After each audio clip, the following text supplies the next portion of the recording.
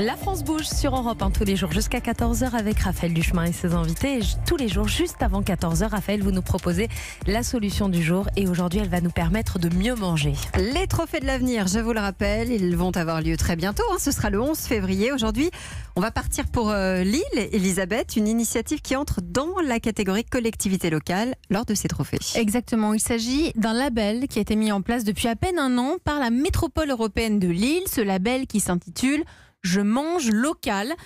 Il valorise l'approvisionnement local dans les cantines, dans les écoles, des collèges, des lycées ou encore dans les hôpitaux. Au total, aujourd'hui, 182 établissements se sont engagés à utiliser des produits locaux au menu de leur cantine. C'est le département du Nord ainsi que la région des Hauts-de-France qui sont à l'origine. Vous l'avez compris, l'enjeu est immense pour ces territoires. Bonjour Bernard Delaby. Bonjour. Merci d'être avec nous. Vous êtes le vice-président de la métropole européenne de Lille en charge de l'agriculture. Manger local, on en parle tous chaque jour. Comment est-ce qu'on décide d'agir, de passer à l'action au sein même d'une région ? Écoutez, pour la métropole européenne de Lille, c'était le constat d'avoir une métropole très agricole, une des premières métropoles agricoles de France. 50% de son territoire est encore agricole, 90 communes, donc avec 800 agriculteurs sur la métropole. Ça paraît pas quand on parle de la métropole européenne de Lille, on pense que c'est très urbain. C'est vrai qu'il y a 1 million d'habitants, donc un potentiel important pour manger et manger bien.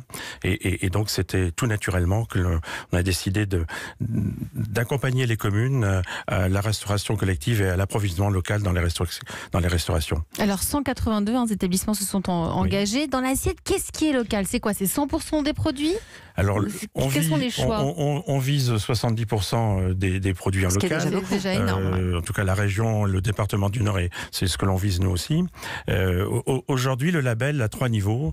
Un premier niveau, un deuxième niveau et le troisième niveau avec 40% d'approvisionnement local et du bio. Voilà, dans nos assiettes. C'est apporter à nos enfants et à nos personnes âgées, à ceux qui viennent en restauration collective, des produits locaux, de saison et des produits durables. Alors comment se passent les approvisionnements ? C'est quoi ? Vous facilitez-vous les rencontres entre les acheteurs, les vendeurs ? Quel rôle vous avez ?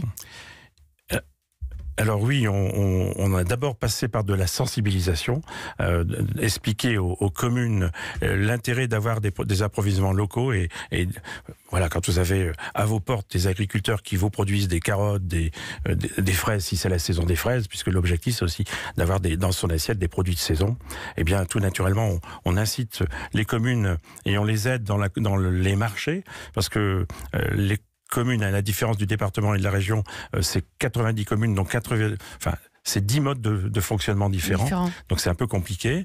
Donc on les accompagne dans la composition de leur marché, dans le choix et voilà, et tout naturellement. Et alors le label, c'est un peu pour stimuler les communes à passer, c'est un peu comme avoir ce réflexe. Voilà, avoir ce réflexe, un peu comme les étoiles, les fleurs au niveau des villes fleuries, quoi.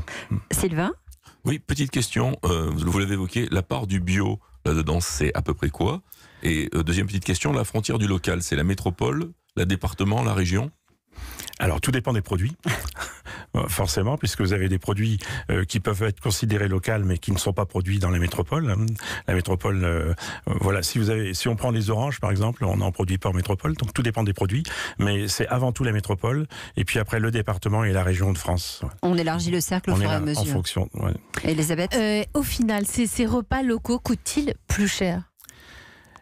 Alors on travaille pour accompagner vous parliez d'accompagnement des communes, on travaille sur le gaspillage par exemple, sur la composition du repas, la composition des aliments que l'on met dans le repas, pour que, en définitive, le surcoût qu'on pourrait avoir, je dis bien sur la matière première, eh bien elle soit gommée par une économie en gaspillage et sur les choix que l'on fait. Donc sensiblement le même prix. Écoutez, moi pour ma commune, 1100 repas par jour, je n'ai pas de différence en termes de prix de revient par rapport au local.